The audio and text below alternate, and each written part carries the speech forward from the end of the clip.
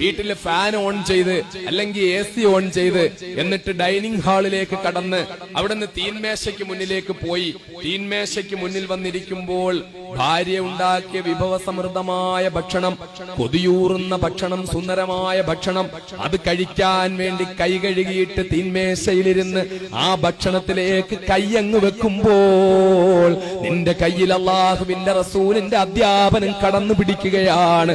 നിന്റെ ഹബീബായ നബി നിന്നോട് ചോദിക്കുകയാണ്, ഈ ഭക്ഷണം നീ കഴിക്കുന്നതിന് മുമ്പ് നിന്റെ അയൽവക്കത്തെ ഏതെങ്കിലും വീടുകളില് ആരെങ്കിലും പട്ടിണി കിടക്കുന്നുണ്ടോ എന്ന് നീ നോക്കുക, ആരെങ്കിലും വിശന്നവനുണ്ടോ എന്ന് നീ നോക്കുക.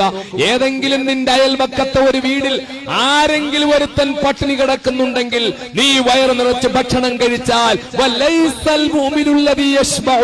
വയറ് നിറച്ച് ഭക്ഷണം കഴിക്കുന്നവൻ വിശ്വാസിയല്ല. വയറ് നിറച്ച് ഭക്ഷണം കഴിക്കുന്നു നരകത്തിൽ പോകുന്നല്ല പറഞ്ഞ്, തെറ്റ് ചെയ്തു എന്നല്ല പറഞ്ഞ്, കുറ്റക്കാരനാന്നല്ല പറഞ്ഞ്, അവൻ മുഅ്മിനല്ല, മുസ്ലിമല്ല, വിശ്വാസിയല്ല. ഈ അയൽക്കാരൻ പട്ടിണി കിടക്കുമ്പോഴെന്ന് പഠിപ്പിച്ച ഹബീബായ നബി മുഹമ്മദ് മുസ്തഫ സല്ലല്ലാഹു അലൈഹി വസല്ലം തങ്ങൾ പറഞ്ഞില്ല അയലത്ത് വീട്ടിലെ മുസ്ലിം പട്ടിണി കിടക്കുമ്പോഴെന്ന് പറഞ്ഞില്ല. അയലത്ത് വീട്ടിലെ നമസ്കാരമുള്ള, തഖ്വയുള്ള, തൊപ്പിയുള്ള, ദാടിയുള്ള നല്ല മുസ്ലിമായ മനുഷ്യൻ പട്ടിണി കിടക്കുമ്പോൾ ഇപ്പുറത്ത് മിഷ്ടാന്ന ഭോജനം നടത്തരുതേ എന്ന് പ്രവാചകൻ പറഞ്ഞില്ല.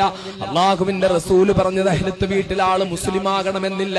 അവൻ മുസ്ലിമാകട്ടെ, അവൻ ഹിന്ദുവാകട്ടെ, ക്രിസ്ത്യാനിയാകട്ടെ, സിഖുകാരനാകട്ടെ, ജൈനമതസ്ഥനാകട്ടെ, പാഴ്സിയാകട്ടെ, മതമുള്ളവനാകട്ടെ, മതമില്ലാത്തവനാകട്ടെ, ആരായാലും ശരി, അയലത്ത് വീട്ടിലെ പാവപ്പെട്ടവൻ പട്ടിണി കിടക്കുമ്പോൾ ഇപ്പുറത്ത് മൃഷ്ടാന്ന ഭോജനം നടത്തുന്നവൻ, വയറു നിറയെ ഭക്ഷണം കഴിക്കുന്നവൻ എന്റെ സമുദായത്തിൽപ്പെട്ടവനല്ല മുഹമ്മദ് മുസ്തഫ.